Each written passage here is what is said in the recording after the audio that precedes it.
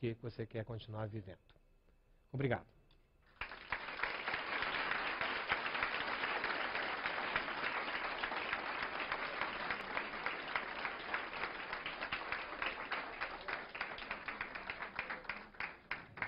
Depois desse quadro sobre os novos paradigmas na era da globalização, acreditamos que vocês estão aguçando mais as perguntas. Então vamos passar para as perguntas da plateia. Por favor, levantem a mão. Nós temos aqui a Cláudia, a Fernanda, que vos atenderão. Então é só levantar a mão, serão atendidos por ela. E procurem ser breves para dar oportunidade a todos participarem. Obrigado.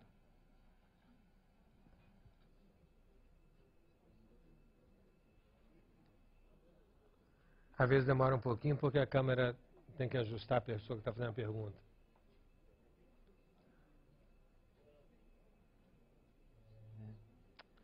Gostei bastante da... Desculpa, levanta a mão. Aqui. Legal. Eu gostei bastante da demonstração de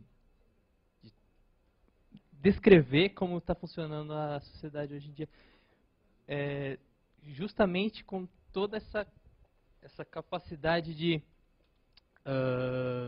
customização que a sociedade está, não que impondo, mas está funcionando como uma proposta mais psicoanalítica, eu não sei mais mesmo o termo, mas não chega a ter uma crise de sentido depois da pós-modernidade para a globalização. E sendo assim, você falou sobre a verdade mentirosa, né? A felicidade mentirosa, que seria irrotulável. Não, eu falei verdade mentirosa. A felicidade mentirosa. Né? Não, eu falei verdade mentirosa. A verdade mentirosa. Falei felicidade do acaso. Exato, porque a verdade parece que pós-moderna é simulada, né? Aí, com a globalização, ela se quebra, né? Eu queria que você... Eu não sei se é verdade pós-moderna é simulada. Nós sempre soubemos que verdade era um construto lógico, não é nenhuma novidade isso. A verdade, quando eu digo tal coisa é verdadeira, eu estou utilizando um sistema referencial para poder dizer que isso é verdadeiro. Normalmente, no mundo que a gente vive, eu digo aquilo que é verdade numa lógica tradicional aristotélica. O que é? É uma lógica que segue 3 princípios fundamentais: identidade, terceiro excluído e não contradição. Isso funcionou muito bem durante séculos e séculos. Mas no momento onde você tem um desregulamento nas funções de significação, fica mais evidente que verdade é um construto lógico. Porque ao homem não é dado a verdade última, embora nós estejamos atrás dela há muito tempo. Mas nós não conseguimos nem vamos conseguir, a não ser alguns psiquiatras biológicos. Esses acreditam, por exemplo, que põe uma imagem do cérebro e diz, eis o cérebro. Né?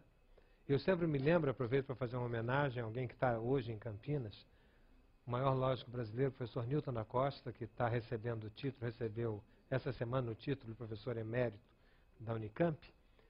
O professor Newton da Costa, com quem eu tive a honra, o prazer de dividir alguns anos de trabalho, ele um dia entrou numa aula, lá na USP, quando ele era professor na USP, e ele foi no quadro e fez assim, dado o seguinte círculo. E olhou, né? Dado o seguinte círculo. Achou. Alguém falou, professor, isso é um triângulo. Né? Falou, fora, você não pode ser lógico. Você acredita que representação é o fato. Bom, então, verdade é sempre uma representação. Daí nós temos que diferenciar verdade de certeza. A certeza é o momento que você põe o corpo, seu corpo, em alguma coisa que você diz. Quer dizer, o que avaliza a verdade que você está falando é o seu corpo.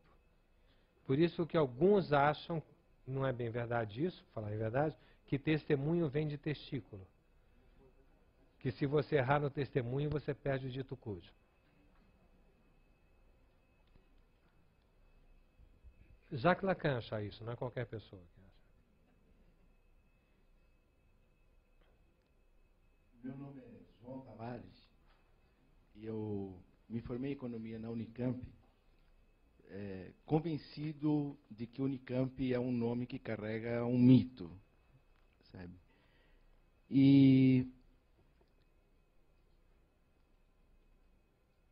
parto do princípio que a filosofia é a mãe de todas as ciências. E eu gosto de polemizar porque acho que a polêmica é um pouquinho mais esclarecedora que a bajulação, sabe? E nesse sentido, eu queria questionar Freud e Lacan da seguinte maneira.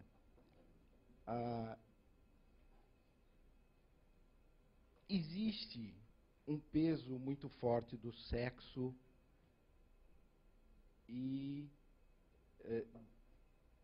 de como o sexo determina o nosso bem-estar, a nossa vida. E acho que a partir de Freud, a ponto de que na TV Globo, na década de 80... Não, o quê? Desculpe.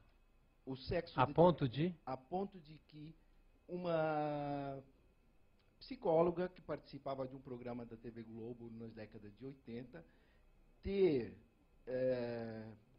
mudado o conceito do sexo como função vital para o sexo como uma fonte de prazer, sabe?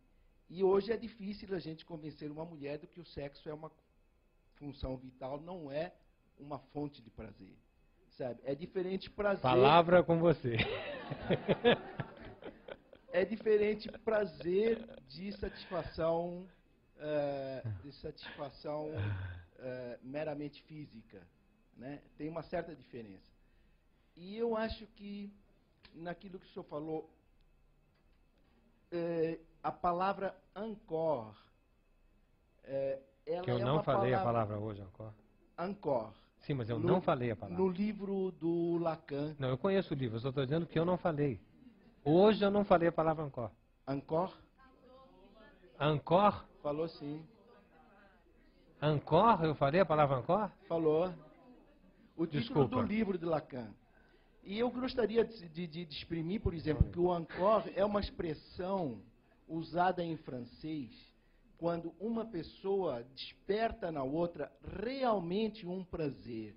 Aí a pessoa fala para a outra encore, quer dizer, repete, sabe? E isso aí não se dá no sexo, sabe? O prazer realmente vai... O prazer vai além de uma mera satisfação física, sabe? É isso que eu quero...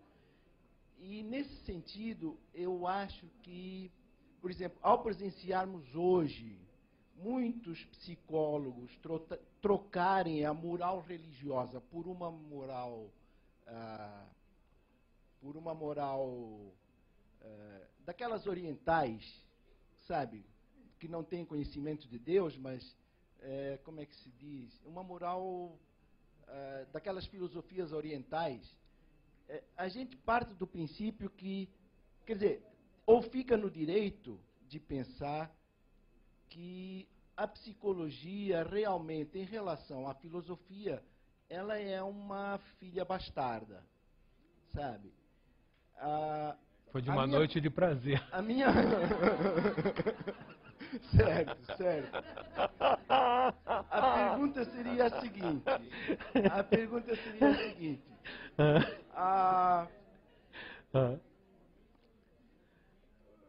Realmente, a psicologia